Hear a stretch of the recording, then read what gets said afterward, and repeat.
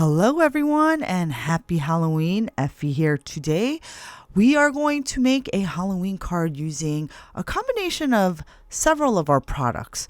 We're going to start off by blending our pumpkin layering stencils first, and we're starting off with our Ella pumpkins. The pumpkin design for our Ella pumpkins, they're a little bit flatter, and we're going to blend the first layer of our Ella pumpkins with our Peach Blossom Dye Ink. We're going to blend the entire stencil, plus make our registration marks off the corners.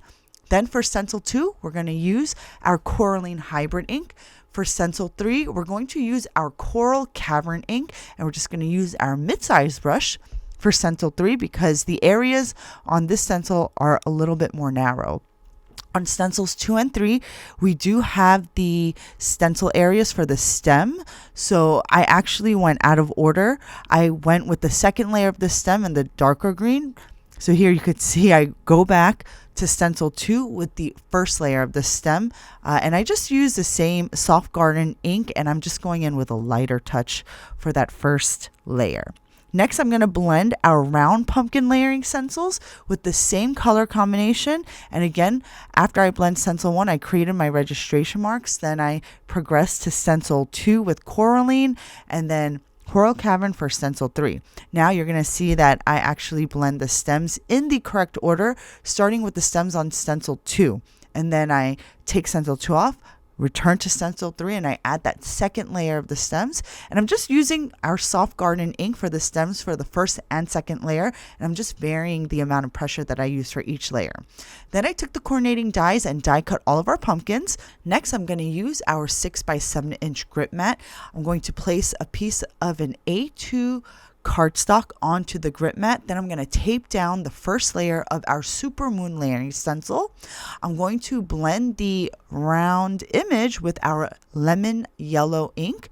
And then I'm going to place stencil 2 right over that first layer. And I'm going to blend this layer with our Moonlight ink, which is a nice light gray ink. Our Super Moon layering stencils comes with the round circle mask. And I'm just going to put some double-sided tape behind that round mask, place it over my blended moon, and then I'm going to use our Stormy Sea ink to create a nice deep blue halo around our blended moon. Then I'm going to take the pieces from our new abstract cloud stencil. I'm going to place it down onto the grip mat, and I'm just going to use our Cali blue dye ink, and I'm going to just begin to add some of the cloud designs onto the background. Keep in mind that round mask is still over the moon.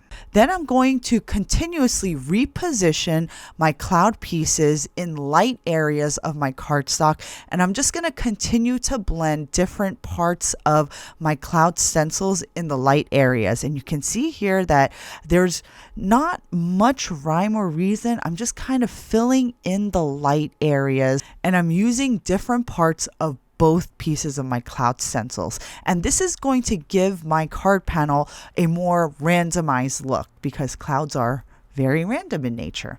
Next, I'm going to add our Violet Fringe dye ink, and I'm just going to blend the Violet Fringe and add a nice purple halo around the moon.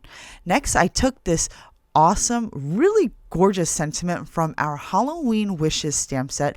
I've positioned it inside my A2 card panel, and I'm going to use the Misty tool to stamp this inside the bright yellow moon. And I'm just going to use our Noir Dye Ink, and I'm going to stamp it a couple of times to get a nice crisp impression. And I use our 6x7" grip mat inside the Misty so that the cardstock wouldn't move as I multi-stamped this sentiment. Then I used the Haunted House stamp from the same Halloween Wishes set, and I just stamped this a few times along the bottom portion of my card, and I just used our Noir Dye Ink. Next, I took the smaller stencil in our Jack-o'-lantern faces set, and I added a couple of jack-o'-lantern faces to 2 of the smallest pumpkins that we die cut earlier. And here's a thin black frame that I die cut. I just use our basic nested A2 dies to create this A2 frame.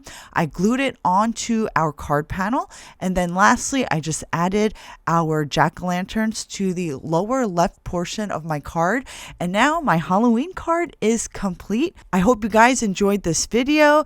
Let me know if you guys send out any Halloween cards at all, or if you just skip right over to Thanksgiving and Christmas cards. So thank you all so much for watching. If you haven't done so already, be sure to subscribe. I'll be updating our channel a little bit more frequently